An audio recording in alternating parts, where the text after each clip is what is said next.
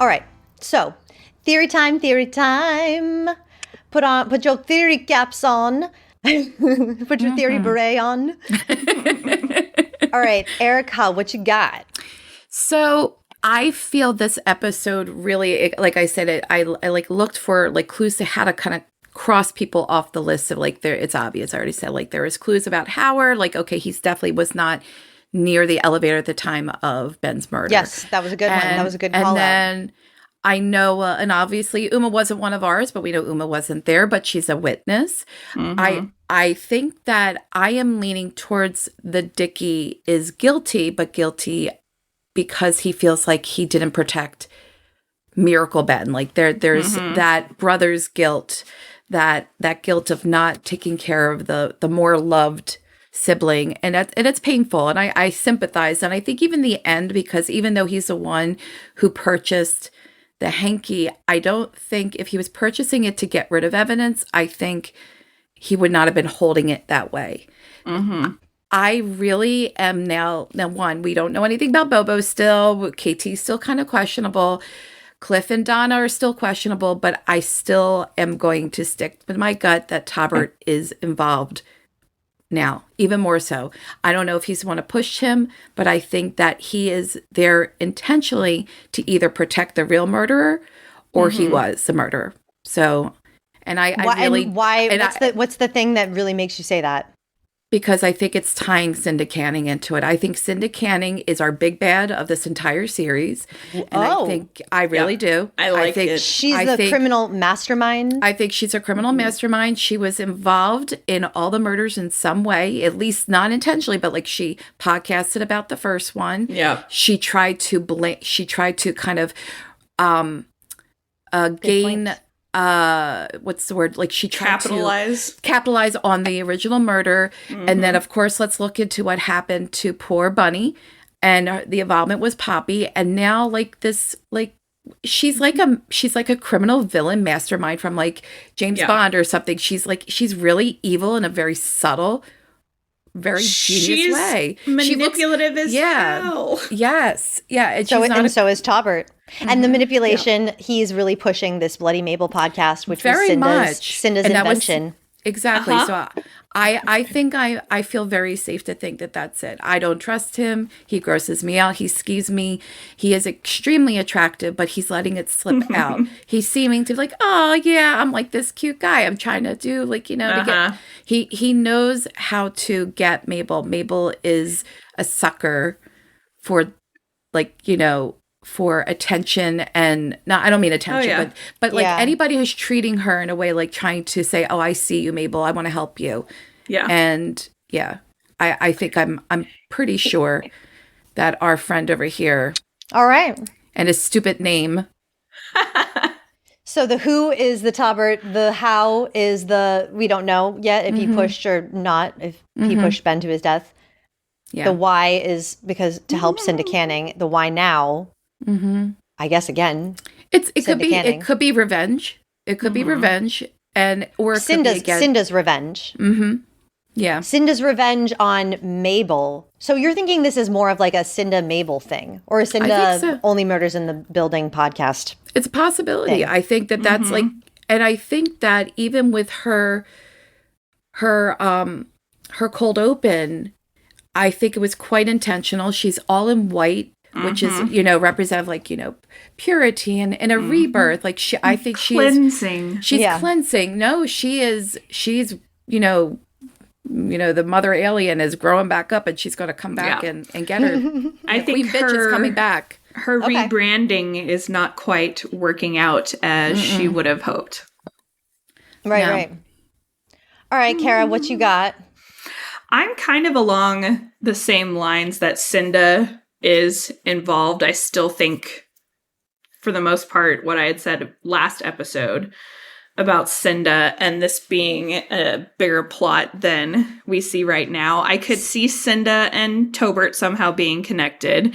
I could also see Dickie being on board to a certain extent. Maybe he changed his mind at some point because he, I don't think the Jade Egg thing is a coincidence entirely at this point. It could be, but the fact that she made a reference to it, the fact that he threw that so angrily. Who knows? Like, that could have been directed at Cinda. Like, that could have been tied into this. Maybe it's like a Faust plot kind of thing. Maybe it's like a Faust, like he signed his soul to the devil and Cinda's the devil. And he could be regretting that. And who knows? Maybe he backed out of some plot or plan that they had. I could see Cinda, being in with Tobert and Tobert being able to capitalize on, Ben's fame and inevitable murder attempt. And I think it's quite possible that Cinda, Dickie, and Tobert were at least involved in the initial attempt. The initial attempt to whatever made Ben collapse on stage. Yes. Mm-hmm. Whether that be poison cookies or whatever. I think there's that plot that was more against him. That was more Tobert Cinda is what you're saying. Yes. And Dickie would be, I could see him willing to go along with it just because of how much resentment he had. He didn't get credit for Cobro. This his whole life. He has been in Ben's shadow.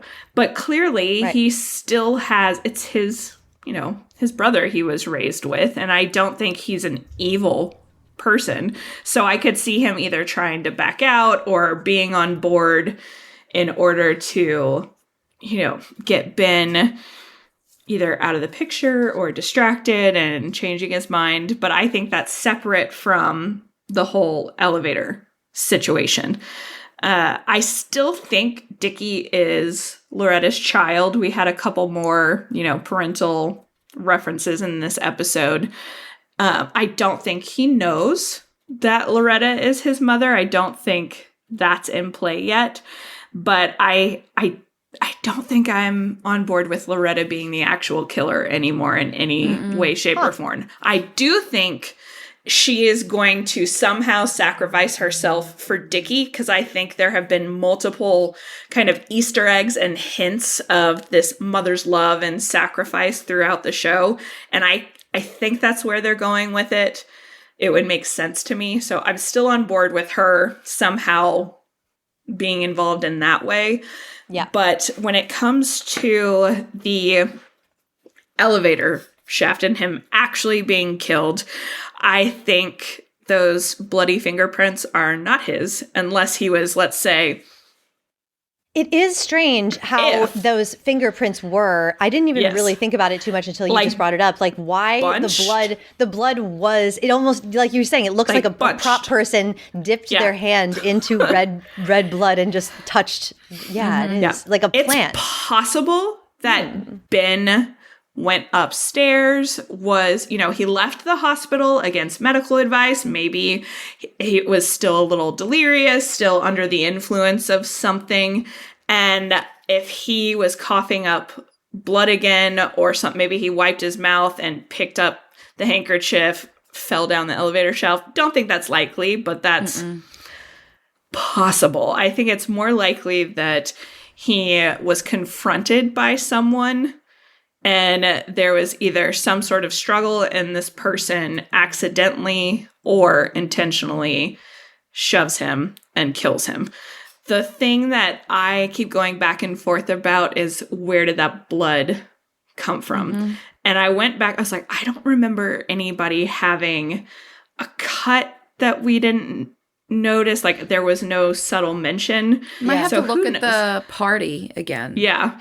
But maybe, I don't know, like KT or Bobo, we still, like you were saying, we don't know a lot. Yes. And at all. Like, we don't know a lot about them. I don't know that they're going to come into play. I think they're just kind of set dressing. That's the thing. Like, I don't have a who as to who actually actively killed him. But this is an Agatha Christie. Involved. It's an Agatha Christie thing, a trick to stuff the cast. Like Death on the Nile, good example. Oh, yeah. It is just as obvious as it plot seems, and then there's all of this story, extraneous side plot distraction, like fluff, filler. And those are actually the Agatha Christie's that I find the least exciting to read, because when you have that many characters, they get a little archetypal, they get a little flat. There's not a whole lot to them, and just not that interesting, and to the point where you can almost tell as you're reading certain passages, like, this is just kind of a waste of time, just meant to distract me from the real, meaty plot that is the murder. And when it comes to this show, I love these side characters. I do. Don't get me wrong. The acting is great. But I can kind of tell, I think at this point, we're in season 3, there's a little bit of a formula. And like we had last episode with Howard and KT, it is kind of presenting, this is a suspect, and now we're going to give you an entire episode as to why it's not them. I haven't ruled out KT. Obviously, you can't completely rule it out, but we've ruled out Howard. We've ruled out Jonathan. Yeah. I don't think that Ty is going to come into play at all. I don't know. Maybe he's going to, in the 11th hour, all of a sudden we'll hear from Ty. Like, who's literally this guy? He has not spoken a word except, I'm Ty, at the the first table read. When he's like, this guy's so attractive. I totally could see, Cinda wanting to get back at the Only Murders podcast, somehow wanting to either interfere with them or capitalize on them. Ben is this big star. He's living in the building. Let's say they start sleeping together. Maybe she's, using him. Yeah, you said this last time. I really get the sense that Cinda is not, that she's just kind of Tina Fey callback because love to see it. That's why I don't know why I get that sense, and I can't really base it in any evidence other than just the formula of the show. They're bringing some people back because it's fun, and I'm not that suspicious of Cinda. I don't know that she's got a lot to it. Also, because of what you're saying about the jade egg being the jade egg that she mentioned in her privates, there was something that was said, and I don't want to burst your bubble here because it's a major thing that you're going on with the Cinda relation, because it is. Sort of similar. There's a mention of a jade egg. There's a green egg. I have not been looking at articles or anything like that, so I have no idea what is actually going on. There was interviews with the directors or the writers, might have been with John Hoffman, I can't remember, on Only Murders in the Pod, and they talked about how Tina Fey did so much improv when she was she got the script, and when she was podcasting in her little intro there, she was saying, I did this, and I worshipped my vulva, and I blah, blah, blah. And then he just, after she had done all the scripted lines, he just said, okay, go be Tina Fey and just be amazing and come up with stuff on your own. And he couldn't remember at the time when he was interviewed. He was like, I forget what actually made it into the episode, but she had something where Tina Fey came up with a mention of a jade egg in her privates, and that was so funny to me. So it actually could be just a Tina Fey invention, and then a coincidence that there's this egg-like shaped that's thing. Jade. Yeah, I mean, it wasn't ever said it was jade. It's just a green egg, so it wasn't like called a jade, anything. I still think Dickie and Taubert I still think it could be some sort of plot, or Donna. Like Donna was on the phone, and that's who, and maybe Cliff killed him. I don't like. I also went down that rabbit hole. Right, we didn't talk a whole lot about it in our discussion, but we did get more Donna and Cliff finally for the first time in a while. What did you guys think? More. They were great. They're just so great. They really bring a lot in the little bit that they're there, but it wasn't.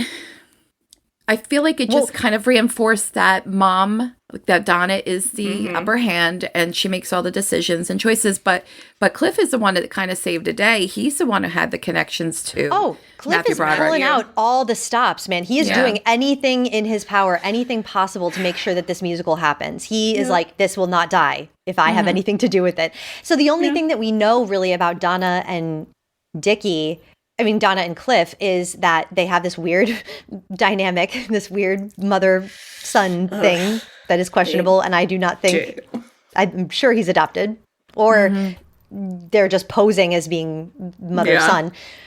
And because because maybe they get a sexual kick out of it, I'm not sure. But the only thing that we know about Donna is that she doesn't think her son has any any good ideas. He's a dumbass. Yes. That's any talent, common sense. Right. No talent, because his stress dancing upsets her.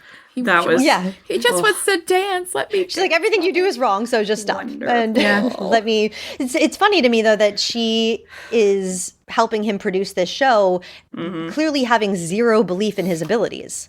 She doesn't think that any of his ideas are going to be good. She discounts him all the time. Kind of reminds me of Howard and his, memory of his mother after he was in the Crucible. Oh, yeah. Yeah, a lot of bad mom action happened in this season. Critical moms. So, all right.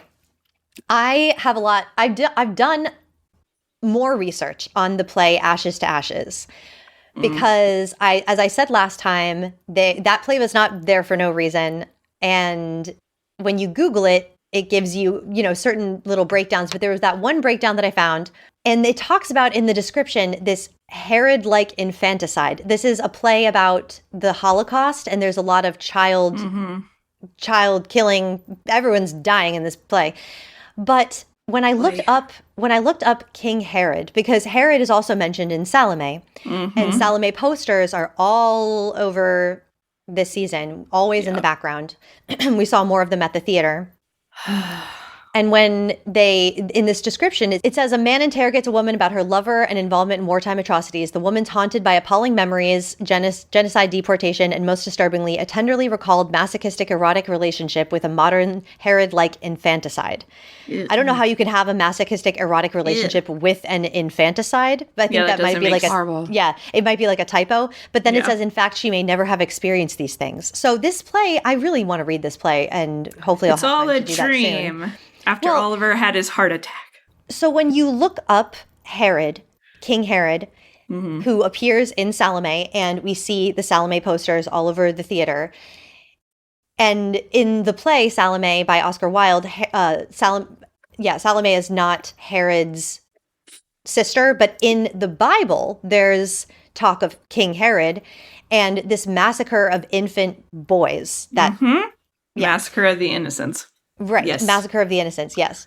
So King Herod was, when I looked it up, a briefly description of who Herod was in this whole thing that is talked about in the Bible. It's only mentioned in Matthew 2:16, and it's widely debated whether or not this actually ever occurred.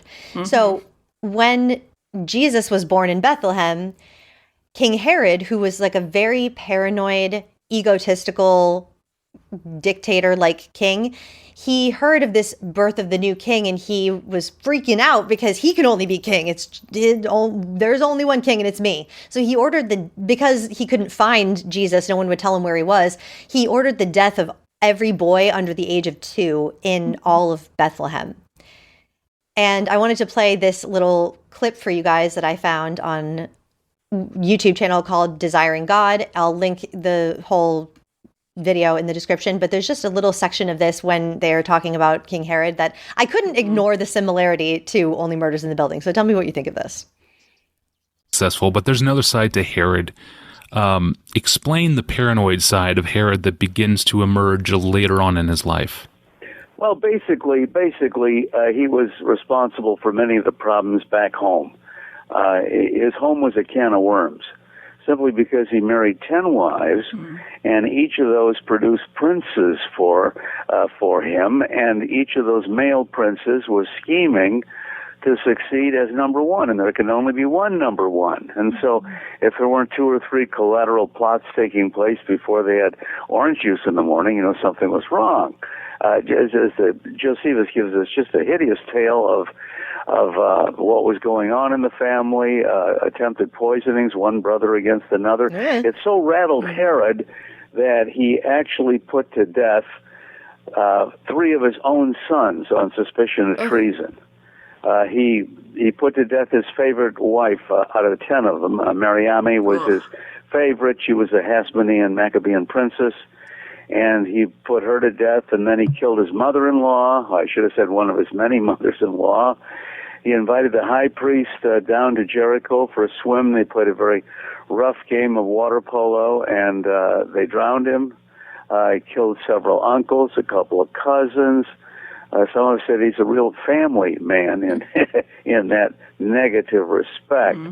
As a matter of fact, Augustus himself, to whom Herod was always very deferent, said, "I would rather be Herod's pig than his son." And it's a double pun.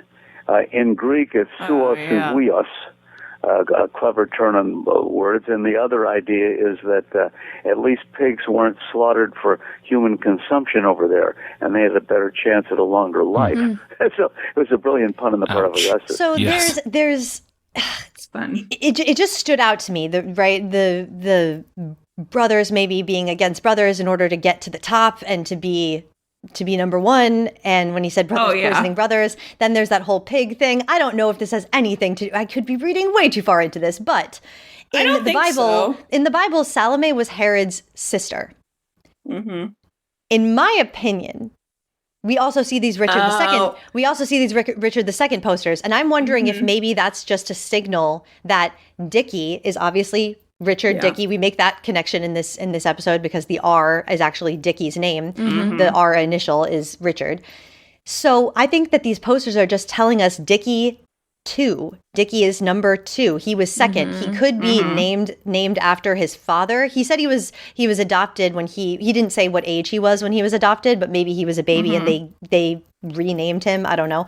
That's true. Or it just could be saying that Dickie is second. He's to the Ben. second seat. Putting the theme of all these killers from Jan to Poppy, they want to be number 1. They want to be on the top. Is this too obvious, though? Is it too neat and clean to have another... That's the thing. But it's not neat and clean because it's been very, like, all this up in the air. Is not, like, obvious. You have to really understand why they're... I know. I feel like it's so obvious to me because I know Shakespeare plays. Well, and there's I'm doing so research, many references in all of these plays that are all of these brotherly rivals. Like, it's just almost overwhelming that it seems very clear that Dickie, like, if Dickie did end up being the murderer, I think in looking at it through a real life lens, he would be the most likely person that would have a motive, like either out of anger, or intentionally. Like, it would make sense. I would completely buy that he killed his brother because his brother took credit for everything. His brother was this miracle child. Like, that would make sense. And it's because it's a show that makes me hesitate. That's the only thing. Yeah, me too. Well, because at this point, they want us to believe that Dickie did it. All the evidence is kind of pointing to Dickie after this episode, except for the fact that he clearly feels so bent out of shape about it. Whenever we see conflicted. Dickie, whenever we see Dickie in private, in his own space when no one else is around, he's upset and he's racked with guilt. That's what it looks like. Yeah. I'm not sure though if that's. I feel like that there could be a reveal where he knew that Mabel and Taubert were in the armoire all along and he was putting on an act. Or like, I can't explain the end with the handkerchief unless all we do see is him in Ben's apartment alone. But I don't know, maybe someone could be watching. I don't know. There could be a twist when it turns out that he's actually putting on a facade. I do think there is just too much to ignore when it comes to brotherly conflict. Yes, and also in Hamlet, there is the brother thing in Hamlet. I said it last week. Hamlet is very upset with his mother and father for putting on this fake show of grief, not really being sorry for the death of King Hamlet. Well. And when we had all this co-bro, right? The co-brother, right? So in Hamlet, there's an analogy that Shakespeare uses to call Claudius a snake in Act 1, Scene 5. Hamlet says, "'Tis given out, sleeping in my orchard, a serpent stung me. So the whole ear of Denmark is by a forged process of my death rankly abused. But know, thou noble youth, for the serpent that did sting thy father's life now wears his crown." So they're likening the brother who killed him by pouring the poison into his ear, a snake. And I'm not sure. Also, there's another connection I thought of to Hamlet. Gertrude knows the wine is poisoned at the end. Last week, Kara, you and I were talking about, well, is there any play references of mothers saving their sons? Like, I don't know. Hello, duh. Yeah. Gertrude drinks the wine to save Hamlet. That's true. At the last minute, Gertrude sacrifices herself for her son. And also there's a mention of Gertrude in Hamlet where she talks about there's a curse on her.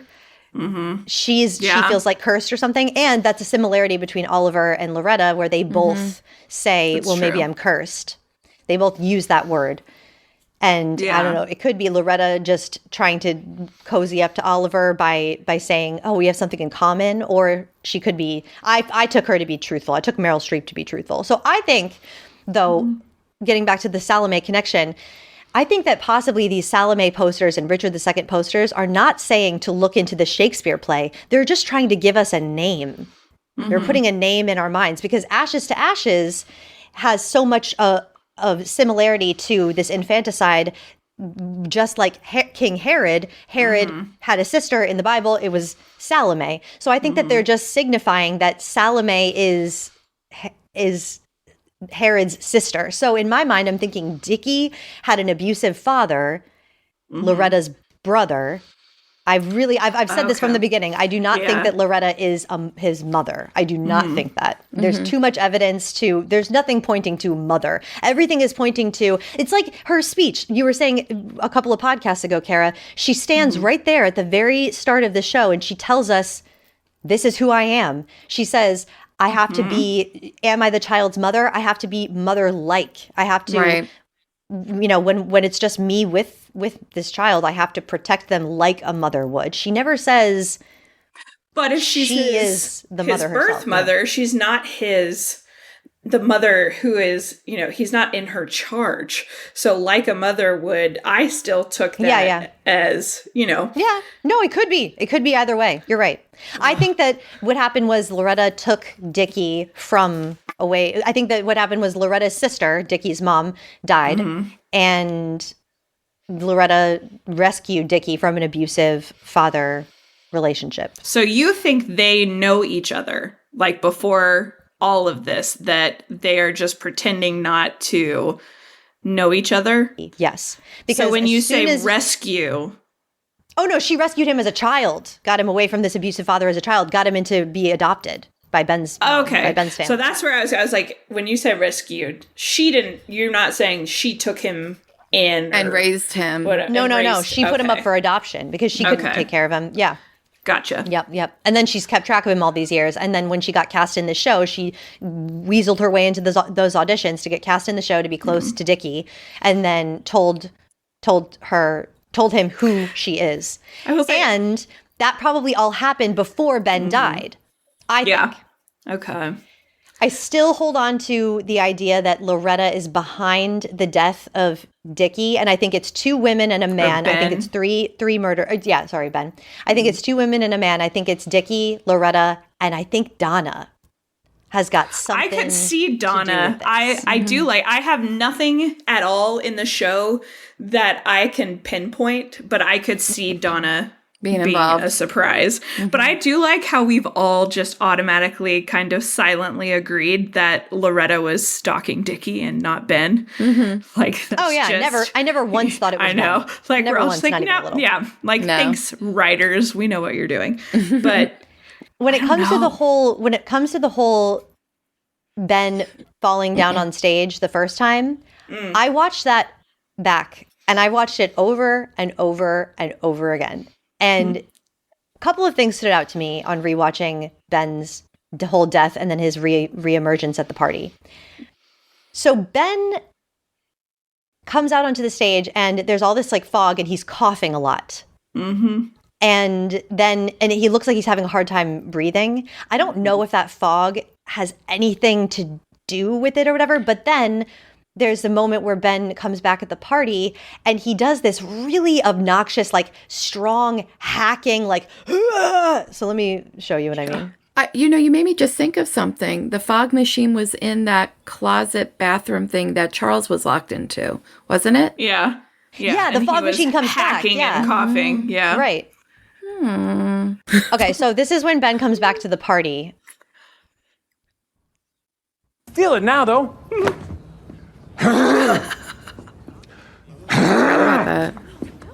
Oh, sorry.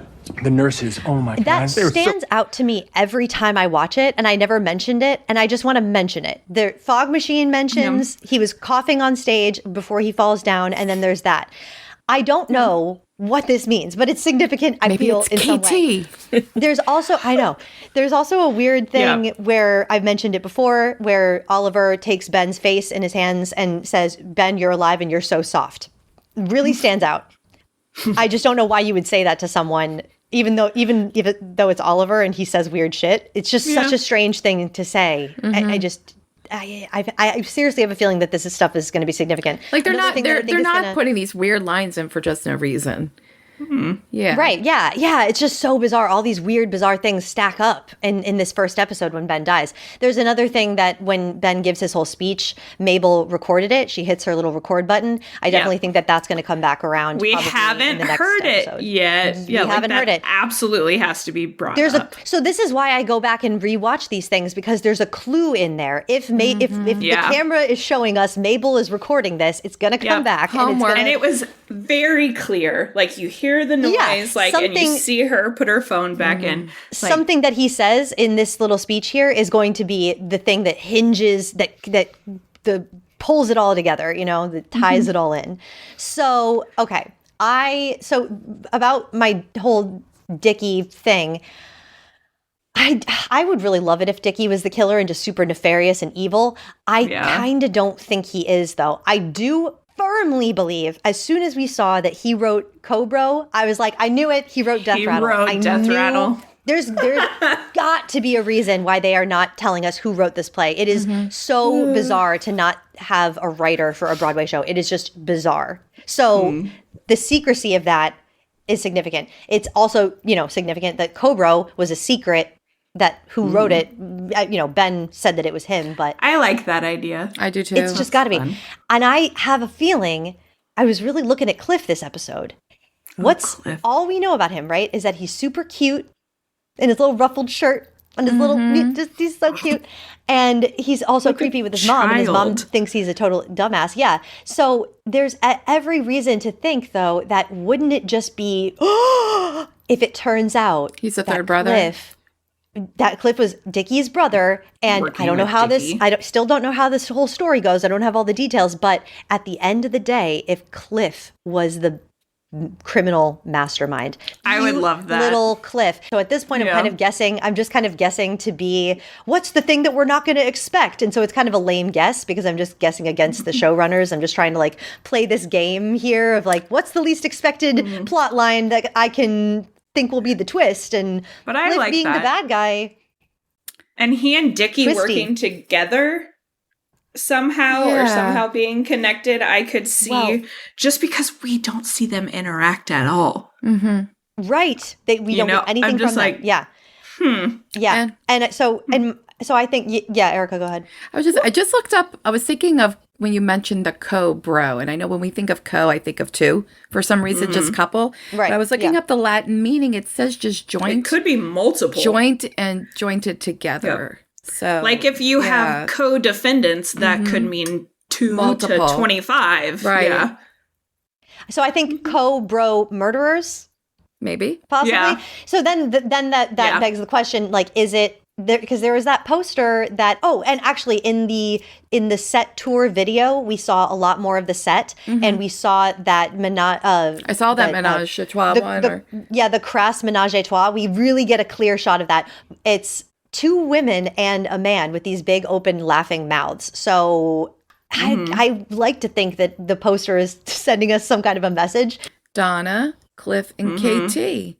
There are 2 women and a man. And now that you brought up the fog machine, KT absolutely 100% is one of the only people who probably be in control of that. Yeah. She knows and has access to everything in that theater. I would love for it to be like the poster and have it be two women and a man, but it also could be the two brother killers and then a woman helping. So Donna maybe, and then Loretta has nothing to do with it. Right. I don't know. I'm kind of the more we go on, I'm kind of starting to think maybe Loretta is actually totally innocent. I was totally wrong about that. That's okay. I just still think that it would be a great double bluff because the show has never done that. It's never given us a very obvious choice. So obvious we could never think it's her, and then at the last minute, dun dun dun, it's the obvious choice. I would love for that to be the case. A double That's bluff why is great. I think I just feel like there's so much mother imagery that it's pointing to her. Well, and what's being the only Dickie's mother? No, but and what's protecting him. But this is what I'm saying. I think that the Salome Herod stuff is aunt. And there is that thing on her refrigerator that says Aunt Loretta. Aunt Loretta. Yeah. And which could also be a red herring. I don't know. It could, I mean, sure, but it's so tiny. It's like so subtle. That handwriting also still, like, it bothers me. But you're saying all the mother imagery. Yes, this show is littered with mother imagery. Who's the only mother we get in the show? Donna. Mm-hmm. Yeah. It's the only literal mother. Yeah. So if it could she be could both. be the big bad. Yeah. Yeah. I'm really looking at Donna and Cliff as like the big bads. It would be interesting. Would be. Just because all we've gotten from them is silly, cute, weird. They've been in the background, comedic, like we talked about earlier, right? With distraction by comedy. They throw you off the scent by, sprinkling in these comedic moments or making the characters seem silly or insignificant. Mm-hmm. We saw that with Poppy for sure. And we even saw 2. with Jan too. Yep. We did that with Jan. I could see Donna. I do like the idea of Donna and Cliff somehow being involved, but I think I like it because I feel like it would very much so parallel. Let's say they are just a creepy, incestuous mother-son combo.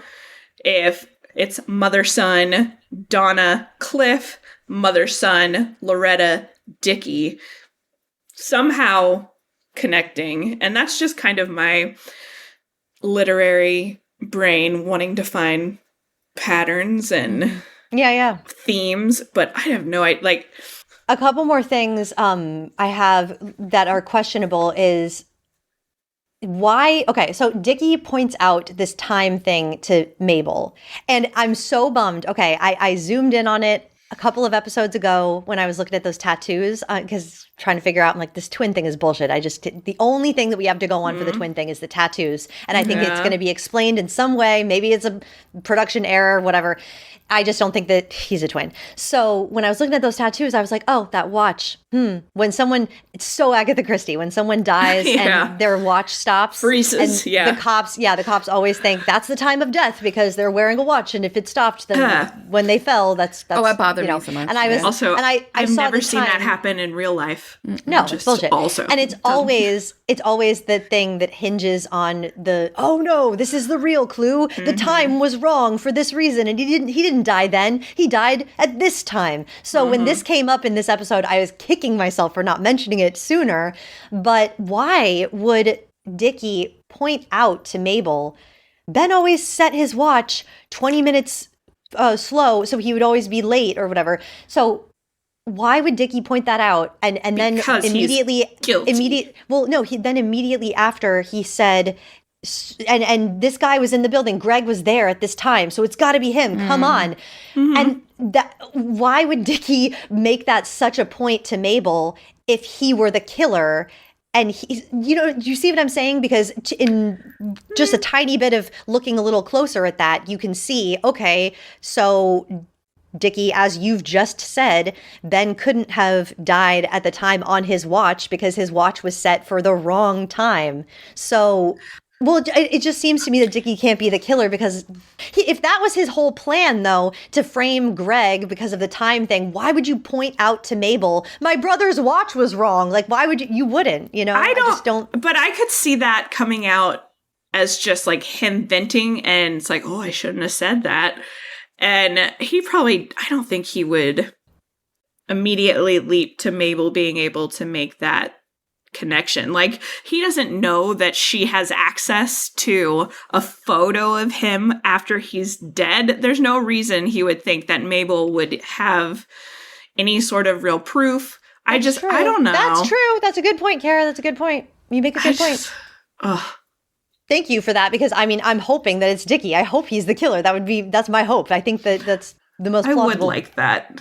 Yeah. And I love the idea of Donna and Cliff being involved. That would be, because we don't know so much about them. I think it'd be fun to see how they, throw that all together and package it all up to where it makes sense. Because what we just did episode 7, so we have 3 left. Right. Is that right? Gosh. Yep. So, yeah, in my mind, I'm thinking that if Dickie's the killer, he was pissed at Ben because, okay, so this is what I was going to say about the whole death, the fact that Ben was like coughing and everything weirdly.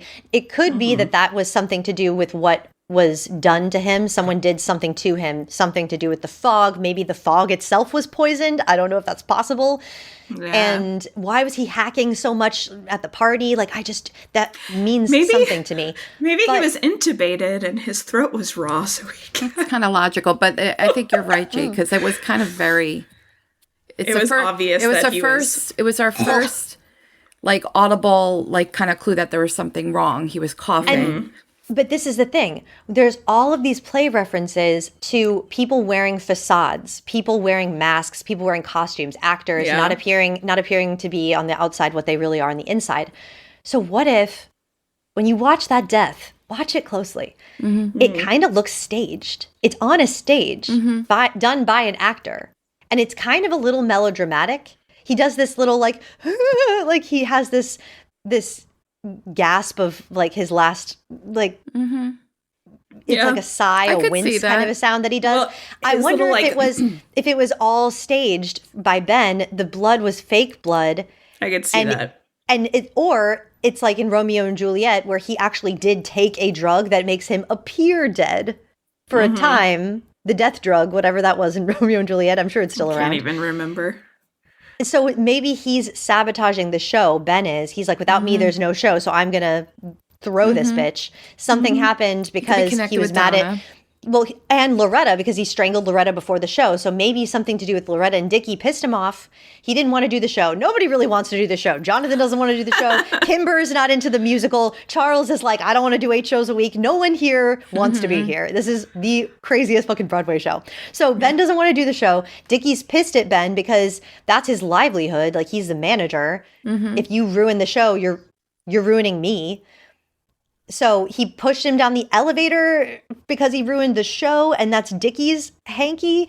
Or like what you're saying, Kara, the hanky was planted for some reason. I don't know why that would be, but it's a good point. But yeah. Well, I don't know if I think it was planted. Oh, I thought that's what you were saying. I thought you were saying it looked so much like a prop with the blood.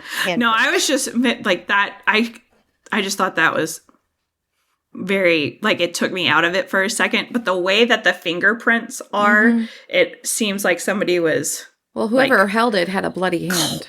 Already had a bloody hand. It wasn't him blotting his hand because it was clear fingerprints. So I could see like a shove, you know what I mean, where you make an imprint and that's it. I don't know. Yeah, no, it's possible.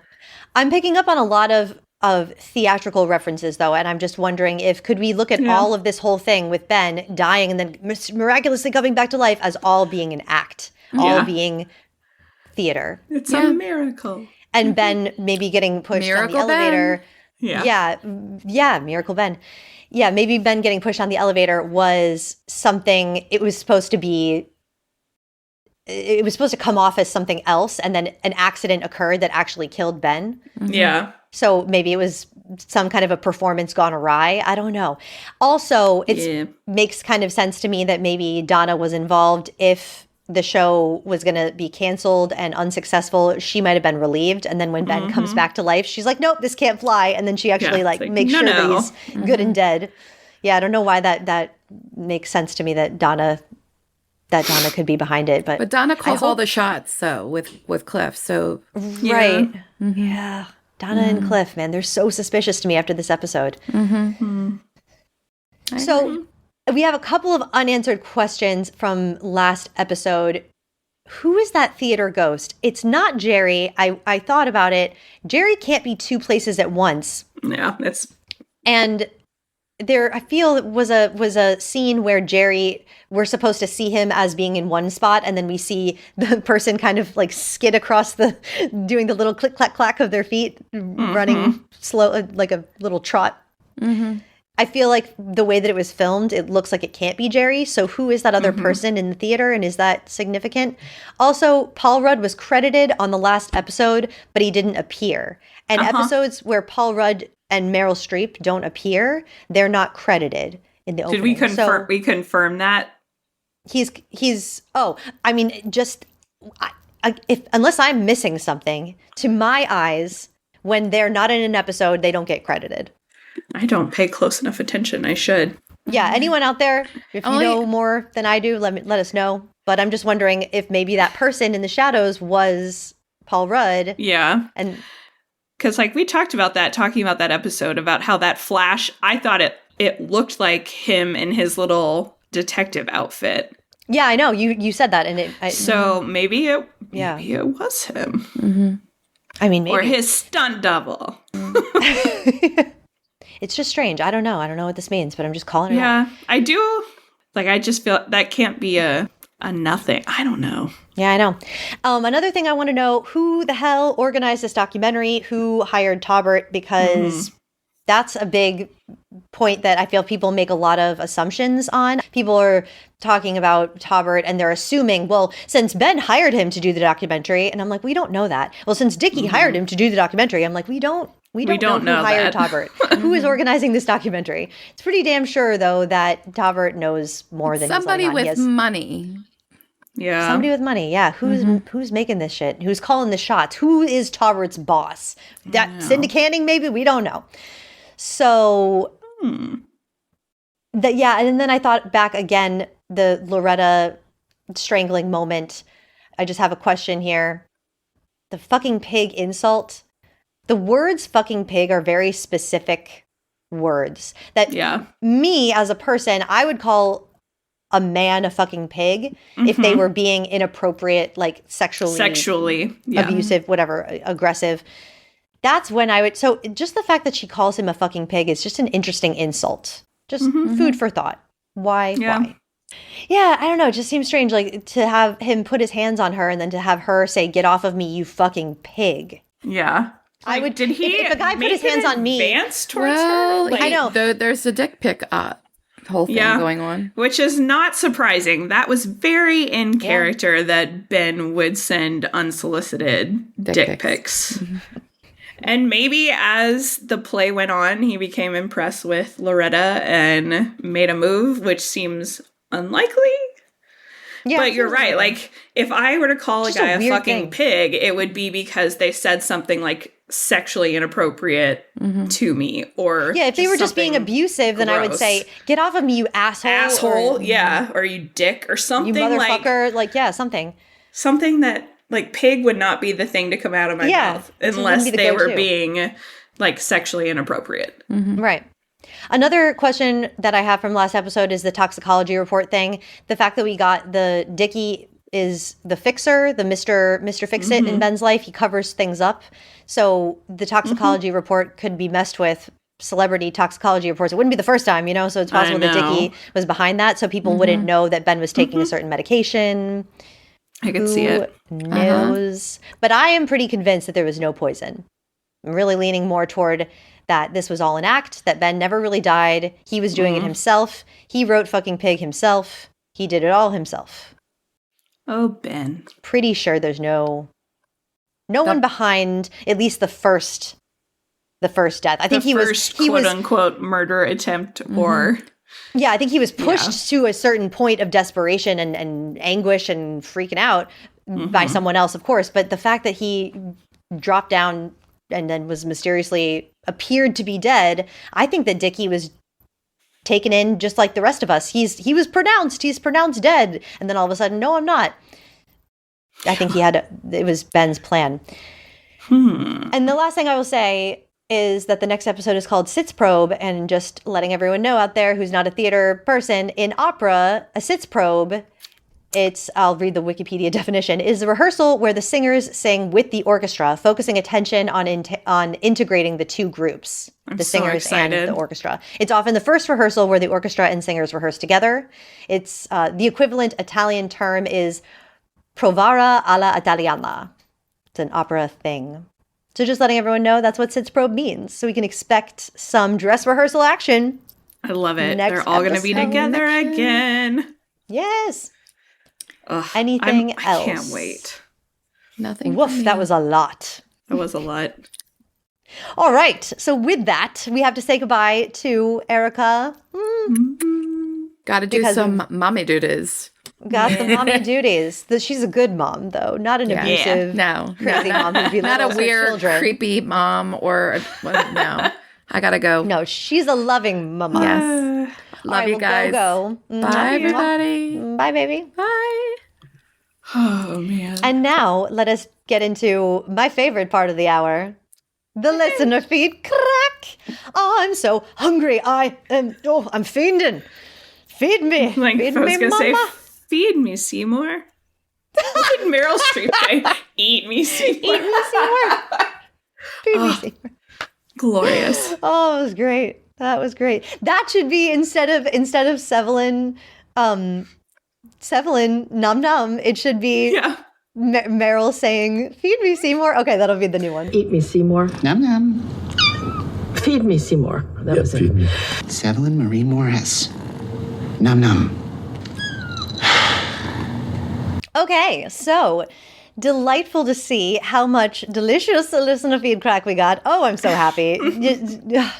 Listeners, my loves, you have no idea how it's all I need is knowing that people care, people listen, and people want to engage with us. It's fun.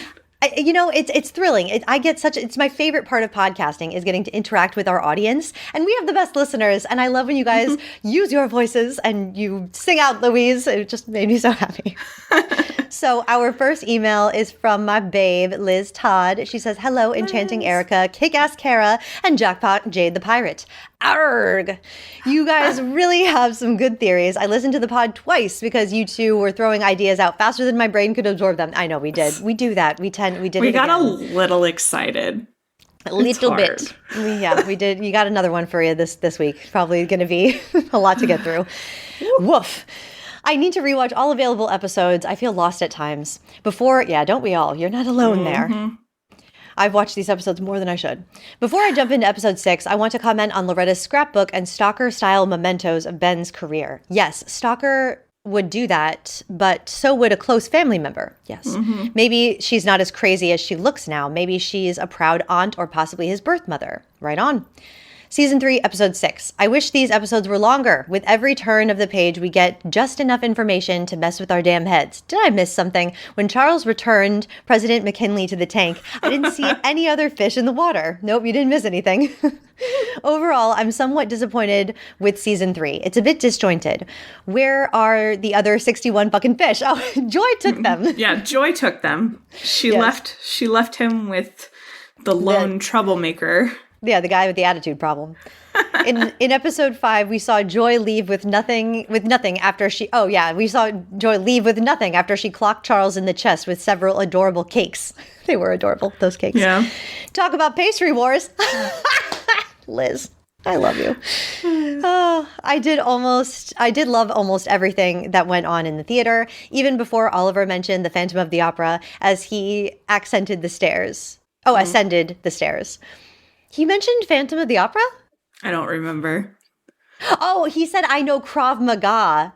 Yeah. Not Phantom of the Opera. Yeah. Liz? I know Krav Maga. Cracked me up. I know Phantom of the Opera.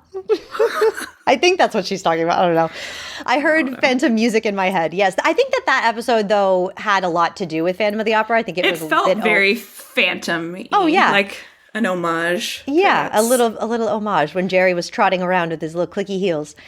To be fair, I've seen that show an embarrassing number of times in 3 different cities. I was obsessed with it in the 90s. Nice. Yes.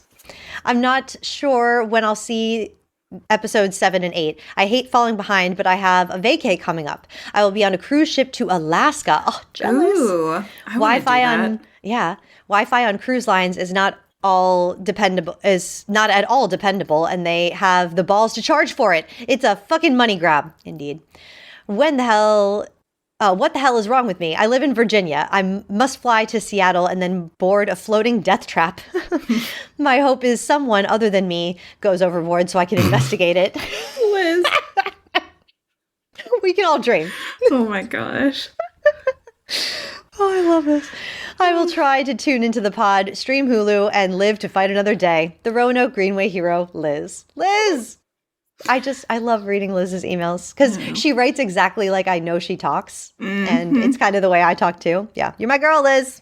I love you, babe. Mwah. Oh my gosh. Okay. So next is from Kimberly Rizzo. She said, greetings, my favorite podcasters. Hey, babe. She said, please forget my message. It was cut off probably because I recorded too much. She also sent in a voice message. Yes. She said, Jade, I insist you reconsider the jade egg thrown by Dickie. Nothing is coincidence. Which, what if did you say it was a showrunner or producer? Like, what if they're trying to throw us off? Yeah. I don't like it. Those tricksters. Highly possible. She said, Charles is definitely losing his mind, sadly. Aunt Loretta card, maybe from Mabel. That's interesting. I want to know why you think that. Please tell me more. She said, also, I'm trying to figure out what the pressed flowers on the scrapbook of Ben Glenroy are to find out the symbolization. Oh. I'm curious about that. Let us know if you figure it out. Yeah. She said, your positive energy is contagious in a world when we become so easily jaded, which, by the way, is the complete opposite of our Jewel Jade. She has hands like an American Girl doll.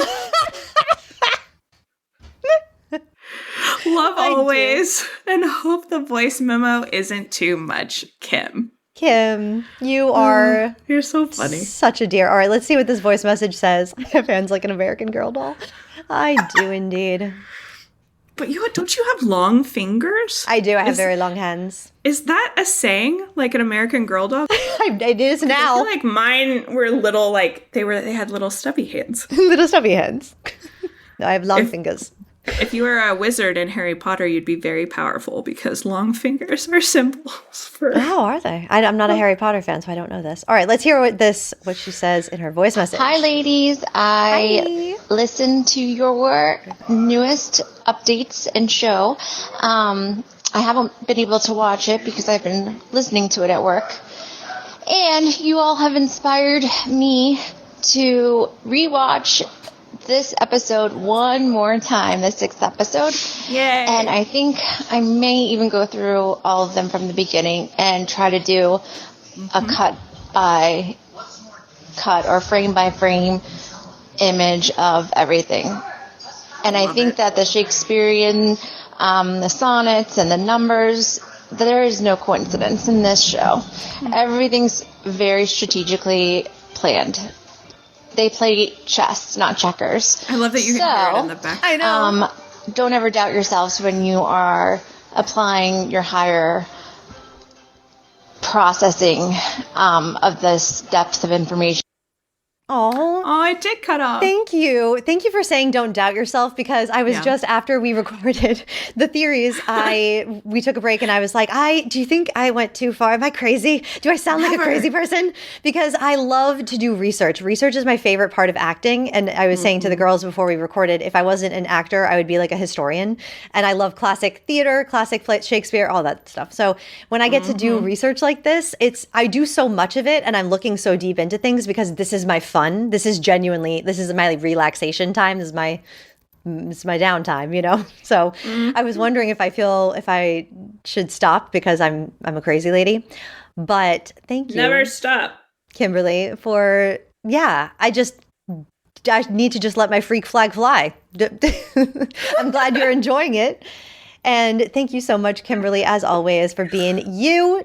Kimberly and I message all the time. If you want to message us as well, Facebook, do it. Talk to us. Kimberly is in our Patreon Facebook group. She's a patron, marvelous member. So if you want to talk to us about things that we don't say on the podcast, some of the hot takes that we have that are not I guess I'm too afraid to say them on the podcast because I don't want to get canceled like Cinda Canning. So I just say them to our patrons in our chats. Okay. I love that. Hey, Jade kept it under 5 minutes. Melanie, I love you. I know. Okay, next we have a voice message from Melanie Brown and hopefully Michael as well. Hi guys, it's Melanie. I'm sending in just kind of general feedback, mostly for the last episode, episode 6, but a few of the other ones, because it's been a couple weeks since I've sent in feedback, and I'm sorry, I was doing the Hunchback of Notre Dame.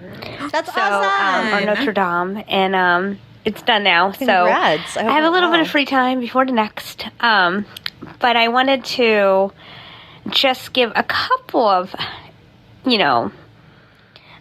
thoughts about the last few episodes. I think everyone, from what I could tell on the forums and different things, is kind of in agreement, but I don't know. Loretta, I just still don't trust her, but Loretta is the mother of Dickie. Not Ben, but Dickie, and, she adopted him out, and is just sad that Dickie is Dickie and Ben is an asshole. So, I do not know if...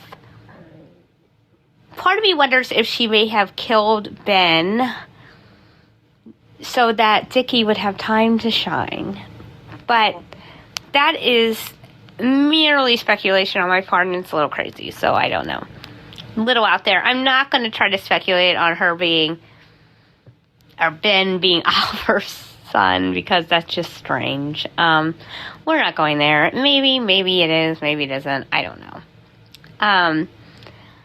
So one person that I know a lot of people don't trust, and it could be his blue eyes or whatever, but I just those eyes really, really like Tobert. And not alone. Yeah. But there's something with him, right? Like, I think... So, yeah, there's something with him, and Something with him. So I had this weird thought that maybe he was bear with me, it's kind of crazy, kind of out there. Hey. A private investigator. And I don't know, a private investigator and a videographer. I know that, the reason why I thought that is one of my friends used to be married to a guy who was a private investigator, and he did a lot of videographer work, on the side. And part of that is because he had to take a lot of videos while he was casing people out. He worked for insurance fraud, and workman's comp fraud, and so nothing glamorous, a murder investigation, but definitely something that someone might hire. And I was wondering if maybe he was hired before to kind of investigate Dickie or investigate Oliver or Ben specifically. Probably Ben. I don't know what illegal activities Ben might have been involved with, but yeah, who knows? There's just something with him that feels like just the way that he was so focused and was able to really pick up on the details. And yeah, that could be the videography thing, but also he was just so aware of the surroundings and what everyone was doing and what they were talking about. So True. I don't know. It was mostly the scene at the diner, at the restaurant, that made me think that. But if he is an investigator, then that means he's probably at this point investigating Jonathan, I would assume, or maybe the doctor. I don't know. The guy that was with Jonathan, who was it? Dr. C. The doctor? Dr. C, Dr. K. Yeah, he was the doctor. He was helping Dr. him, right? KFC. Okay. So, yeah. So, I don't know. I could be way off basis. I think he was hired to investigate something going on with Ben. That's interesting. Either hired by Ben or hired by Dickie. And then, now it's started to, try to figure out his murder. So, I don't know. That's just a weird thought I just kind of had, and I haven't really fully fleshed it out. But I hope you guys have a wonderful week. Bye. Bye, Yay. Melanie. Michael, hi. Usually Michael speaks up, but maybe I don't know why he didn't that time. I love hearing from them. Oh my gosh, it's not a podcast without Melanie and Michael. That's very interesting that he could be an investigator. Yeah, there's something about Tavert. I don't think he's a murderer, but he knows something. Just like the way he had that stupid story about taking, the camera into the dressing room. Like, obviously, he knows what is on that footage. He gave it so clearly to Mabel. Like, here, look at this footage, the secret footage that I didn't want you to know about. Oh boy, interesting. And that whole thing is it's going to be cookies. It's nothing. So why is Taubert trying to divert Mabel from investigating the way she wants to? No, because he's influencing her. I'm hoping that we see Mabel not let him do that anymore, and I really hope she's not living with him. I hope she's living with Theo, because Theo's the only smart one. That would be fantastic. I would love. It makes sense, right? Because we've already seen Mabel and Theo together in his apartment, and we're used to that idea, and we like them together. Yeah, just crashing at a friend's house while she's trying to figure out what to do. And I don't think that Theo and Mabel need to necessarily be romantic together. I'm sure Theo would love it, but. And I don't get that vibe from them at all. You don't? See, I always have a little. I feel like they're very just friendly, platonic. Like, they just get each other, and they just get each other. I don't get any romantic. No, you didn't when they went to the theme park, and they were looking at each other really intensely. I thought they were going to kiss. Connected. Oh gosh, I did not. I don't know. I'm also very neurodivergent, so. You never know how that influences me seeing all of these like social and romantic cues. I know it has an impact because I see it differently sometimes. I don't necessarily think Mabel needs to be romantically attached to anybody, so I'm not like shipping them or anything. I just think I still want to know how the hell a wedding dress comes into play at some point. Like, if she were marrying Theo, I wouldn't be that mad at it. But it's so random. Or is it like some sort of plot to get the killer to show? Like, I don't know. I would love to see. I know. I think it's all how theater. That comes out. It's all theater, Kara. I truly do. I started once you start watch that death scene again, y'all. Watch it again, and you will see what I'm talking about. It's just a little too stagey. That blood is just a little too perfectly spurted on the side of his face. Yeah. And in the trailer, when you pause it on, Mabel coming in the wedding dress, flanked by Oliver and Charles, it looks like a courtroom to me. Does it? Yeah. And I was just like, I have no clue where they're going with this. And we only have 3 episodes left. And they haven't set it up enough for Mabel to actually get married. So I don't know. Well, certainly not. I just can't believe it's a real wedding. Have you watched those little TikToks? There's one TikTok anyway on like the behind the scenes filming that little moment where Mabel runs to the taxi. And I'll send it to you. I'll link it so everyone can watch it, because it's like a little short of just Martin Short, and Steve Martin has a line where he pulls a piece of paper out of his pocket and goes, he gave me his phone number, and he says a name, I think, but I can't make it out because whoever was filming it was like, this is like on the streets of New York. It's just someone walking by, and they filmed the filming of the scene. Yeah. And so then a woman comes out of the taxi and she goes, you out, you in, don't step on her dress. That's what this TikTok is. And they show it once out of costume. They're doing a dress rehearsal, and then they show it once in costume. So interesting. I have no idea what all this means, but they're rushing Mabel into a taxi for some reason in that wedding dress. Fascinating. It is fascinating. Okay, Melanie Brown sent one more voice message. She said, feel free to edit this out. It just made me super mad. Okay, well, let's see what we got here.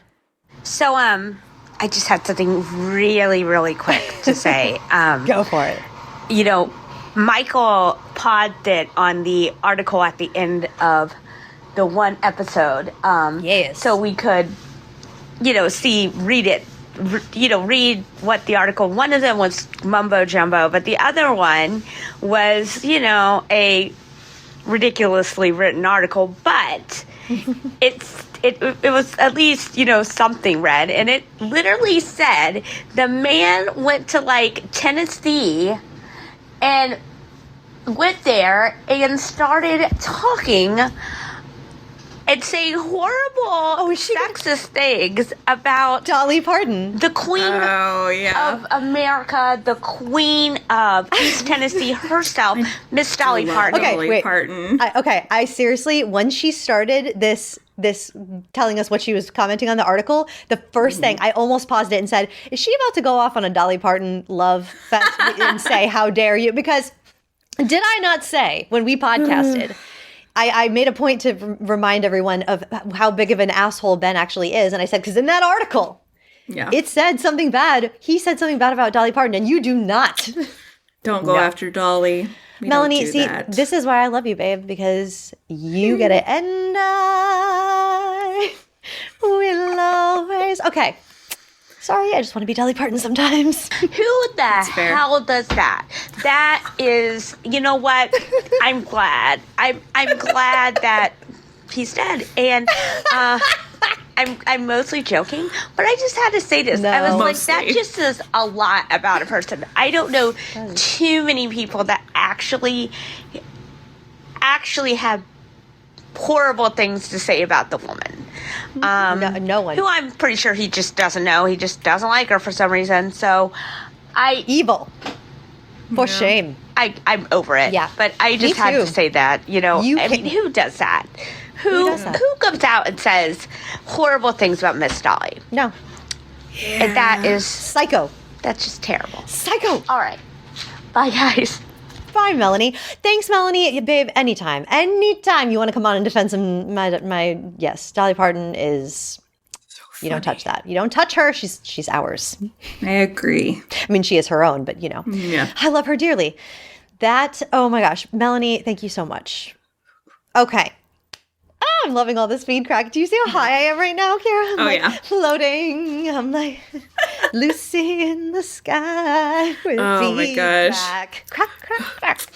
I like it. It's feeding Jade. So next up, catnip. We have YouTube comments, which is so much fun. Yes. So our first one was on our season 3, episode 4 coverage from Say And they said maybe Howard has so much power over the theater for the same reason he can afford to live in the Arconia as a librarian. Family connections? That could explain why Oliver wanted him as an assistant versus just rejecting him. And I don't think numbness is a weird reaction to death at all, especially when your relationship with the dead person is complicated, especially when he's dead, then alive, then dead again. That is true. People have all on sorts of the Kimber reactions thing to grief. Yep. Mm-hmm. Yeah. Yeah, we were wondering why Kimber said that she felt numb. She can't feel anything. And that was, Kimber's got some interesting points to her that I would really like to explore more. True. This is funny about Howard, too. I've never thought about how Howard could afford to live in the Arconia. But yeah, Oliver knows quality when he sees it. It is true. And Howard is excellent. So then Saeem has another comment on our season 5 episode regarding who wrote Death Rattle. It seems to imply that it's an old play in the table read scene. Oliver says it's Dusty like him. That is true. But I think that what he meant, or what I take it to mean, is that the themes were Dusty, not the actual play itself.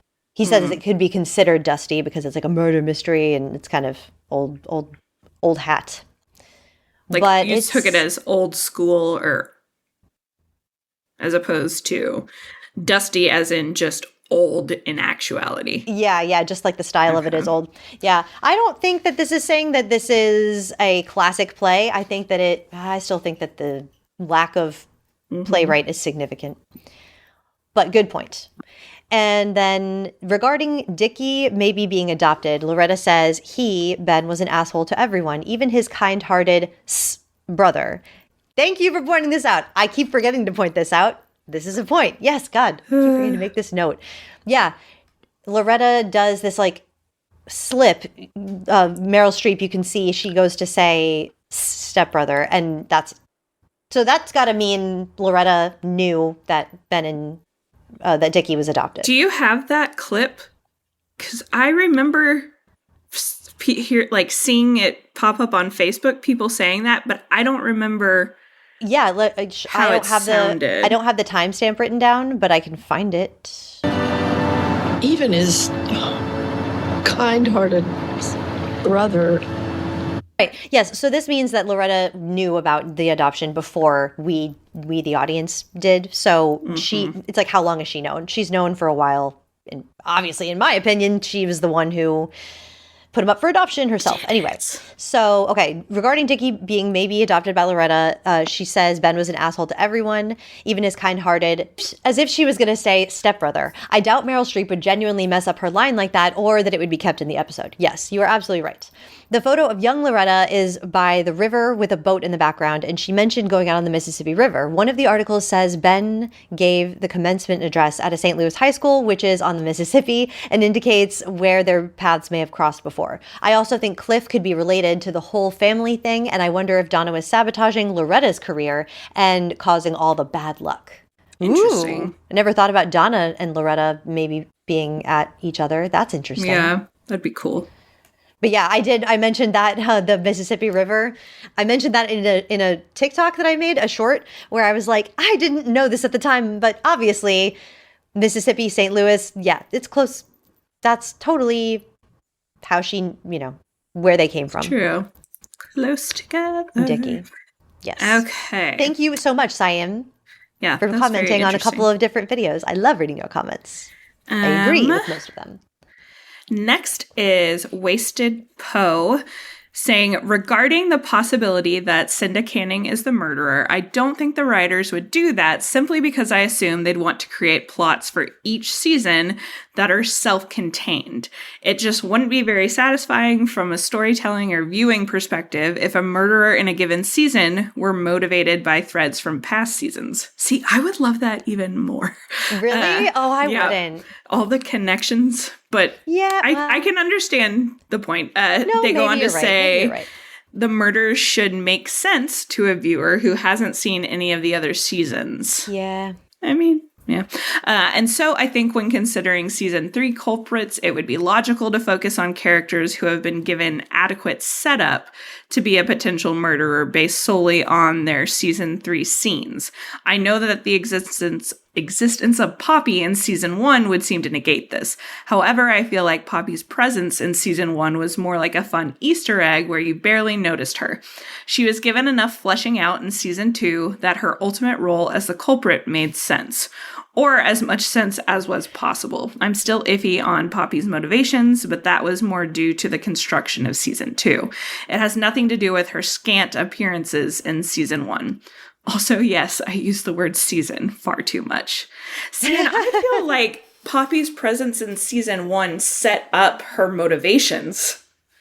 Right. To be the killer in season 2. Yeah. I think that there's truth in what you're saying, Wasted Poe, about the writers thinking that they have to make it, even if you've only just seen one season, you'll be able to follow. You won't have to have watched everything in order to, because that's this kind of a show. This kind of a show doesn't have the kind of world building that links it from season to season. Not too much. It does somewhat, of course, obviously. It's a reality show. It's in our current world, but I don't think that enough of the significant plot points should, in Hulu's mind, they're going to think we can't do that to people. We have to play fair, more fair, Very interesting. Thank you, Wasted Poe, for commenting yet again. Wasted Poe comments on a couple of different YouTube channels. I see you, Wasted Poe. You commenting all over the place, and I love it. That's more. It's like the fun of this show. It's even more than like watching the show. I love talking about this show with people. I want to hear what everybody thinks, like what all the theories are and all that jazz. Okay, so Cheria Nicole 7114 said, "Hi Jade. Hello. I don't believe Loretta is the killer. I'm on the same page as Kara." Okay.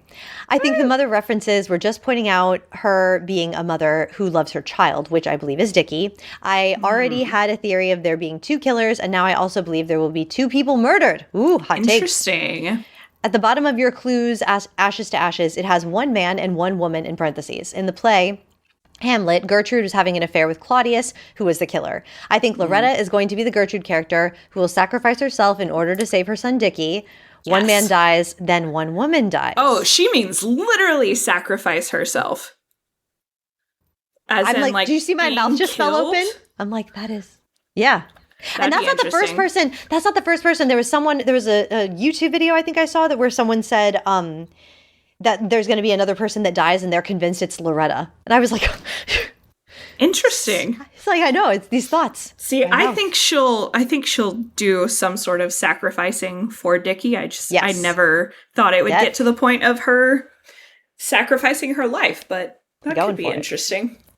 Okay, also something else that I caught rewatching you and Kara at the beginning of your intro. You said in Hamlet, these characters were putting on a facade. Same with Richard II. Richard II was very theoretical, and that reminds me of Ben. Theoretical.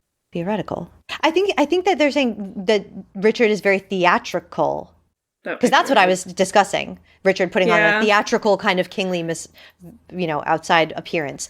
I'm gonna assume it's theatrical. So Richard II was very theatrical, and that reminds me of Ben. Yes, he's putting on this caricature for the world to see, and it's made him famous/infamous. In reality, he was a good actor who really cares. The tattoos, of course, would be fake.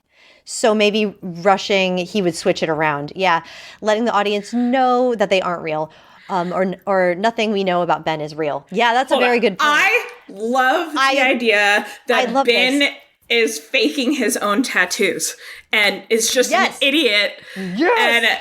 And that's it. That is fantastic. Tattoo explanation explained. Yes. Tattoo explained. Right there. Yeah, no. I absolutely love that.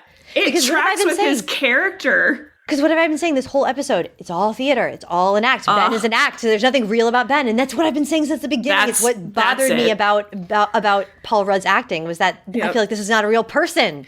That's the tattoo explanation. That makes so much sense. You, Cherry Nicole, you win the podcast. Congratulations. Congratulations. You win nothing. He is exactly the kind of douchebag that would draw on tattoos. To be a bro like that. And he probably the Cobra snake was probably fake too. Yes. I love this. It. This delights me. I love this. Oh, see how I'm high right now. I'm flying high. Okay. Okay. Yep. Next is Todd Price. Hi, Todd. Saying, I'm glad you pointed out the origami in front of Loretta in the table read episode. As I watched that episode, I was also curious as to why she had origami when no one else did. Right. I thought, as the paper used for the origami seems celebratory, it might have something to do with what someone has suggested, that Loretta worked wrapping presents at a department store. Yes. Okay. And she picked up origami along the way. Okay, pause. In the video, which I've linked to the set tour, there is one moment. So there's a set decorator Rich Murray and production designer Kurt Beach. There's a longer video with them, but then Patrick Howe, the production designer on season 3, does this touring the set thing where he leads everyone along and looks at all these different things. You get to see Loretta's apartment way more up close. Nice. And I took a picture. I saw that cutout thing that said Aunt Loretta that was on her refrigerator. That was in the video too. From a couple of different angles, you can see here, it's like this weird paper shape. So odd. See there? Yes. Like shapes cut out in paper. I don't know. It kind of does look like something a child would do. So maybe she's had this thing a long time. I'm not sure. Listeners, if you have any idea at all what this is, write in and tell us, because this thing is probably caused me I spent too many minutes looking at this. Like more than I probably should have. Yeah. Is that some? No say. Is that? But looking at the this video is fascinating. Why did I bring this up?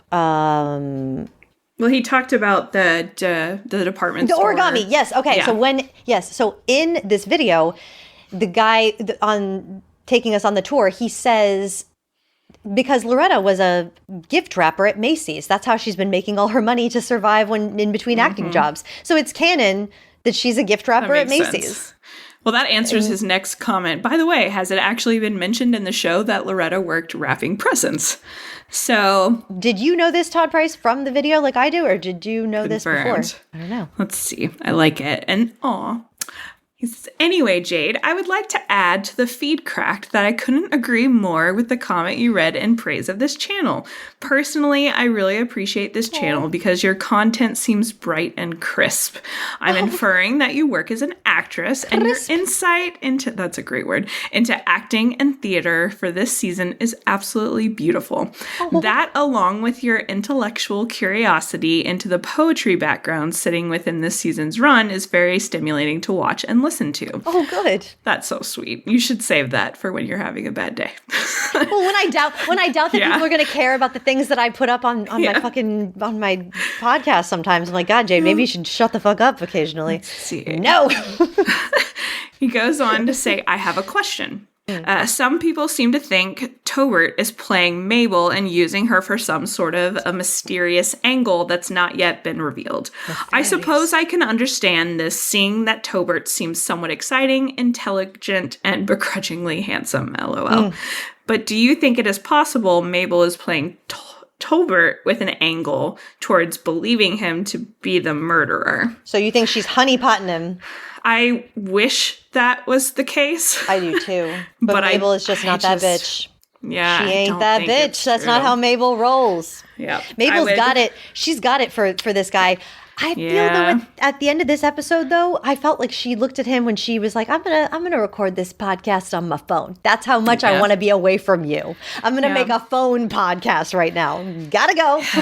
So I think Mabel's catching his drift. Yeah. I think she's got his number. Thank you, Todd Price. Love it. Thank you for, that was the most, truly, that's probably like the nicest thing anyone said to me in a really, really long time. The nicest. So thank you from the bottom of my heart. I hope you're watching. Just thank you. Okay, next comment from JT. Jade and Kara, thank you for your insights into Shakespearean connections. Oh, and to Sonnet 43. You liked it too. Okay, I'm glad. Oh, seriously, this is so gratifying. All right. It's refreshing to see you talk about clues that most other viewers don't talk about, such as the snake egg, which I think is a clue that Ben has as a child. That Ben had as a child. In episode 3. Interesting. Okay. When we first see the egg, it stays in camera. In the camera frame as the camera pans around for almost 10 seconds. Ben has a kid. Before the focus shifts to Mabel and then the huge portrait of Ben. Later, Mabel picks it up and describes it as a marble snake egg from Cobro. If it wasn't important, why describe it to the audience? That's what I'm saying from the beginning. Yeah. I know. We see the egg again, but out of focus this time. As Dickie enters the apartment. Later, Dickie picks it up and smashes it with the lamp. Then there's a potential Dr. Seuss reference, as in Green Eggs and Ham, equaling pig. That. Oh, what? In Dr. Seuss's books, there's a character called Horton, who is an elephant. Look at you go. All right. I love Horton. And thing 1 and thing 2, possibly hinting at twins. Ooh, I love it. Also, at the party in episode 1, Ben refers to Cliff as boy twice. Could Ben be his dad? Hot takes. With regard to the Menage poster, what? No, I'm just sitting there thinking about some outrageous situation where Ben and Donna fathered Cliff or something. That's why Cliff is so insufferable. Those are his parents. Whew. Right? Poor Cliff. Rough childhood. Rough go. Cliff. Yeah. In regard to the Menage poster, there is a clever view of it in the Architectural Digest video featuring a tour of the only murders in the building set, season 3. Yes, we were just talking about this. Yes. At 1 minute and 40 seconds of the video, there's a shot of the Comedy of Errors poster in Oliver's apartment. Ooh, I missed that. Yes. Oh, I didn't catch that. Yep. And this Shakespearean play features 2 sets of twins. Note that one of the actors is also called Ben. Get the fuck out. Oh my God, you're so right. Oh, wow. This is blowing my mind. Sorry, my mind's a little blown. As for my theory on Ben's killer, wow. I think the mastermind could be Donna. Oh, on my level. started with a theme of mother/nanny resorting to murder to protect a child, plus the imagery of the mother elephant rescue her child from the mud. But instead of Loretta as the mother, I focused on Donna. What if Maxine's review from episode 1 was leaked? Yeah, right. I've heard this as well. I think it might be true. It was leaked and Donna received. I brought this up when I heard about this theory. So the Maxine's review was leaked. Was leaked. Sorry, it was leaked. Donna received a copy of the dismal review on opening night. This could be what she was shredding in KT's office. Oh, I like that. Damn, you're good. In order to rescue Cliff's production effort from being a colossal failure, she decided to sabotage the play and recoup the losses from the insurance company. A producer situation. I think I brought that up like episode 1 or 2. I remember saying that. And I thought of it again this week because Matthew Broderick. The person in Ben's dressing room that night could have been Donna. Okay. I think it was Cookies, but yeah. She may have brought in there at some point too. She may have brought poison cookies, but put poison in Kimber's serum, or she may have instructed Ben to fake a death scene as she had heard that the reviews were going to be bad. Oh, Donna was, yes! I love this theory. I like that idea. Oh, I love this theory. Yeah. I don't think there are any poison cookies. No, I think exactly what you're saying here.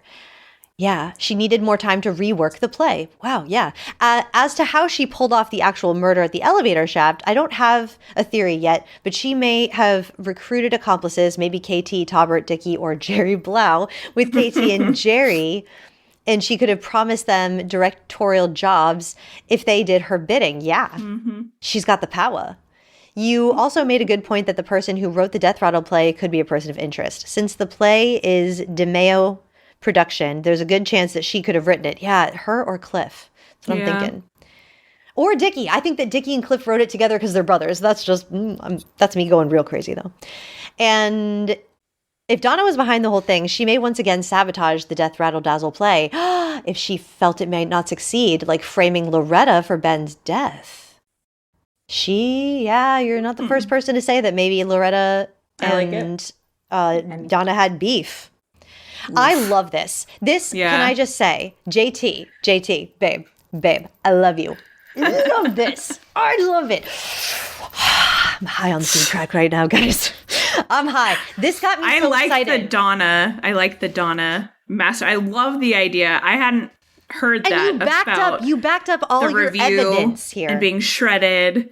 I like that. This is really good. This is really, really good shit. I need to make show notes on Facebook. I'm definitely putting this comment on Facebook. It will be posted. It will be there. So yeah, if you want to read more from this episode, I'll put all of the reviews that I'm about to read on there on Facebook. Follow us. Yeah.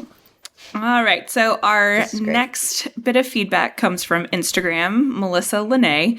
She said, my theory about the hanky thing. I think Ben was holding his own hanky. I think Greg, the guy that kidnapped Charles and Mabel, bought Kimber's hanky off of eBay or whatever and just said that Ben gave it to him.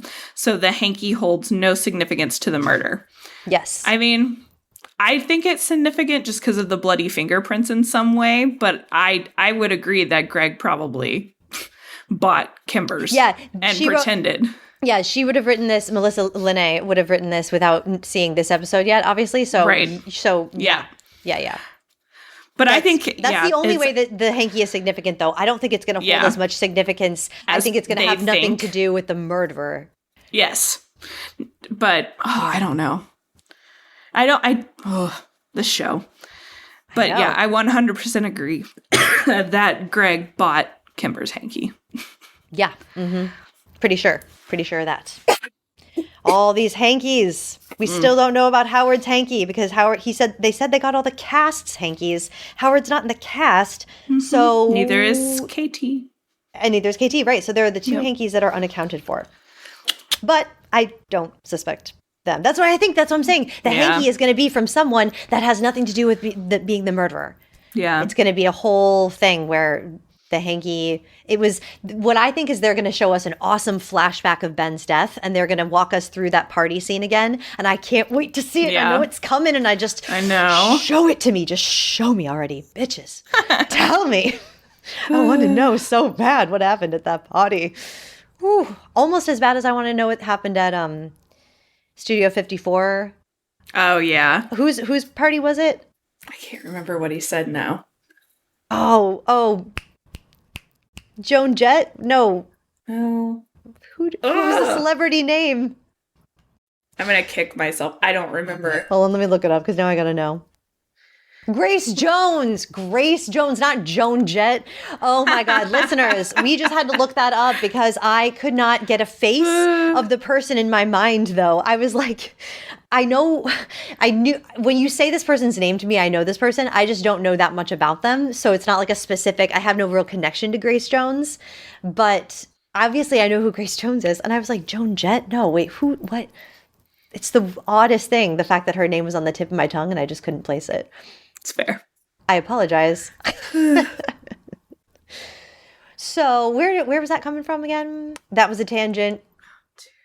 Oh, we were talking about the hanky. And you said I want to, and how you want to see the, yes, death scene and party scene. Yes, just as much as I want to see be at Grace Jones' 55th Studio 54 birthday party. That is another hot ticket that I would like to have had. Anywho, all right. That is going to wrap it up like a Christmas present, wrap it all up like a plate of cookies that you're going to take to go. But we would love, you see how high I am from this Feedcrack. I would love to hear your thoughts on the next episode, y'all. So if you want to type me something, send it off. Oh, I would appreciate it ever so. I would also appreciate it if you aggressively mistreat and just beat up on those naughty 5 stars. Just show them who's boss. Really give it to those 5 stars. It helps us so much, truly. And if you have it in you, if you got a good review, if you got a couple of lines of love, send them our way. You'll have my eternal love and gratitude, truly. So much goes into making this podcast, so much work, and editing's not my favorite thing. But like an actor on stage, when you send me feedback, when you subscribe, when you write a review, it's like hearing applause. And an actor does so much work, and all we do it for is that applause. So it's kind of the same thing. You're giving me actor, it's like actor catnip. It really is. So thank you for the applause, truly. For real. And if you do want to share your feedback and theories with us, you can email us at perfectlymarvelouspodcast@gmail.com. Follow us on Instagram at perfectlymarvelouscast, or join every time. I'm just going to start all of that over. If you do want to send in your feedback and your theories, you can email us at perfectlymarvelouspodcast@gmail.com. Follow us on Instagram at perfectlymarvelouscast, or join our Only Perfectly Marvelous Murders in the Building Facebook group and leave your theories there and jump into our discussions. Yes, please do. And send us voicemails. That's what I was going to say. I was like, what was I going to say about the email thing? Yes, please be brave. Send us voice messages. I love hearing y'all's voices. It's so exciting. All right. And if you want to follow me, Instagram, Jade the Naked Lady, all one word, and Jade8Green on TikTok. I'm a fun follow these days, especially getting into it. Don't forget to come back next time for our marvelous review of Season 3, Episode 8, Sitzprobe. Woohoo! My loves, my dears, my darlings, my hearts. I've had a marvelous time talking with you. Thank you so much, listeners, for joining us. So fun. I'm Kara. And I'm Jade. Hashtag perfectly bloody marvelous podcast. Nailed it.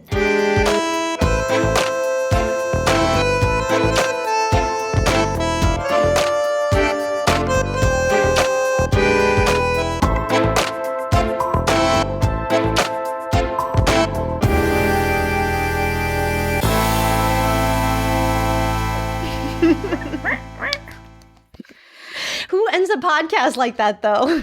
I know. Hashtag perfectly marvelous. Wink. Follow me.